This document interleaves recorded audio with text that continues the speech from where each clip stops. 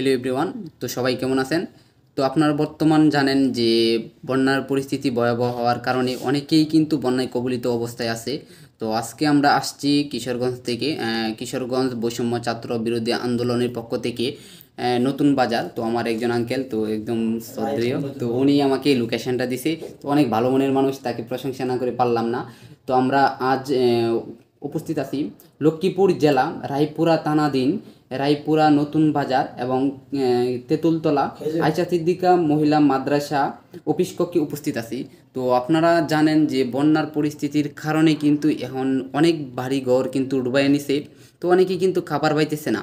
আর লক্ষ্মীপুর জেলার আশেপাশে যেসব মানে 3 থেকে 4 কিলোমিটারের ভিতরে যদি কেউ এরকম পরিবার থাকেন যা তাদের বাড়িঘর বা এরকম মানে আশ্রয় কেন্দ্র নাই, বা মানে আপনারা এরকম অবস্থার মধ্যে আছেন যে কোনো ধরনের এখনো পর্যন্ত ত্রাণ পান নাই, তো একটু হ্যাঁ, আচ্ছা, ওই মাদ্রাসা আছি এই মুহূর্তে, আমরা আছি এই মুহূর্তে।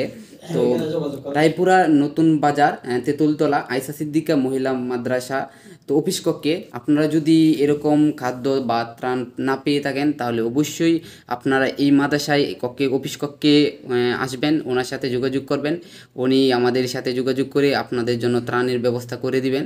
আরেকটা জিনিস আমি বলতে চাই, যারা এখনও পর্যন্ত পান নাই, তো আপনারা যারা সোশ্যাল মিডিয়াতে আছেন তারা একটু ভিডিওটা শেয়ার করে দিবেন। এবং এরকম যদি 4-5 কিলোমিটারের ভিতরে কোনো পরিবার থাকে যে এখনও পর্যন্ত কোনো খাদ্য বা দ্রব্য বা ওষুধ পাইতেছে না, যে কোনো ধরনের হোক, আমরা তেমনভাবে সহযোগিতা না করতে পারলেও যতটুকু পারি বা আমাদের প্রশাসনের মাধ্যমে যতটুকু পারি ততটুকু চেষ্টা করব।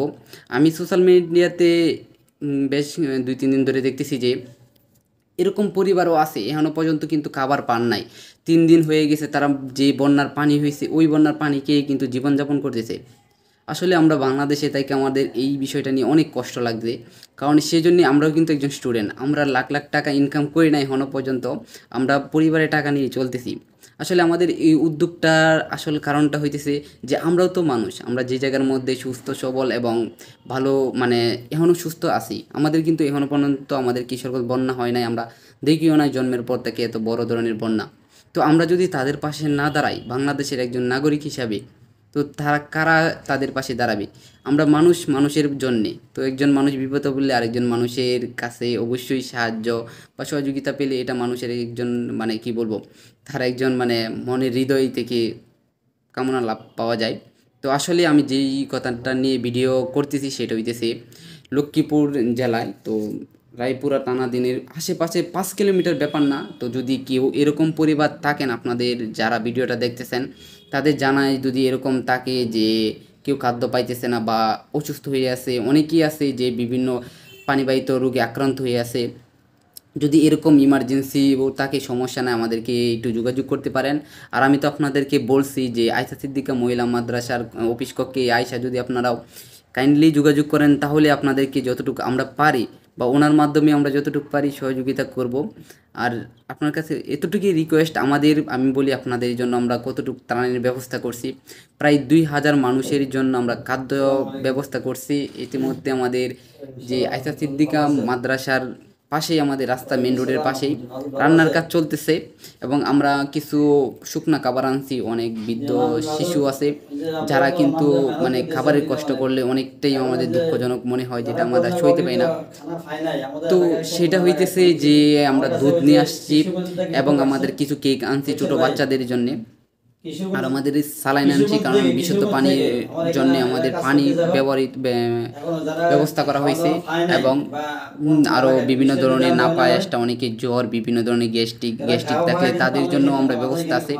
তো যারা ভিডিওটা দেখতেছেন তারা অবশ্যই, আমি তাদের প্রতি একটা রিকোয়েস্ট রাখবো, যারা এরকম আছে তারা একটু কাইন্ডলি আমাদের সাথে একটু যোগাযোগ করবেন বা আমাদের কমেন্ট বক্সে নাম বা ঠিকানা সহ পরিবারের যে লোকেশনের নাম্বার একজনের দিয়ে দিবেন। তো আমরা চাই তাদের জন্য আমরা খাবারটা পৌঁছে দিতে পারি। আলাইকুম রহমতুল্লাহ।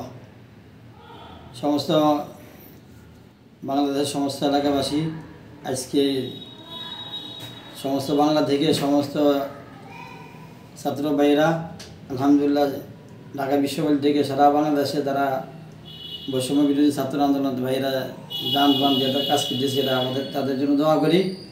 এবং তারা যে মেহনত করেছে আল্লাহ তাদের মেহনতটা যেন কবুল করো, ভবিষ্যতে যেন জাতি এবং দেশের জন্য তারা আরও বেশি বেশি খেদমত করতে পারে, এই জন্য আল্লাহ যেন কবুল করে।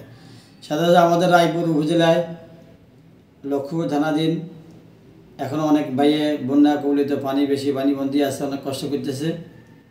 তা আমি জানাই দিয়েছি যারা এখনও এই প্রায় 3-4 কিলোমিটার ভিতরে পানিবন্দী আছে, যারা এই সমস্ত ভিডিওটা দেখি তারা যেন আয়সা সিদ্দিকা মহিলা মাদ্রাসা রায়পুর আসি যোগাযোগ করো অবশ্যই। ইনশাআল্লাহ ওনাদের হাতেই বিতরণ করবেন। আলহামদুলিল্লাহ তারা বহুত কষ্ট করে অনেক স্বেচ্ছাসেবী আসছে, আল্লাহ তাআলা তাদের মেহনত কবুল করেন, এই জন্য তাদের জন্য দোয়া করি। আসসালামু আলাইকুম রহমতুল্লাহ।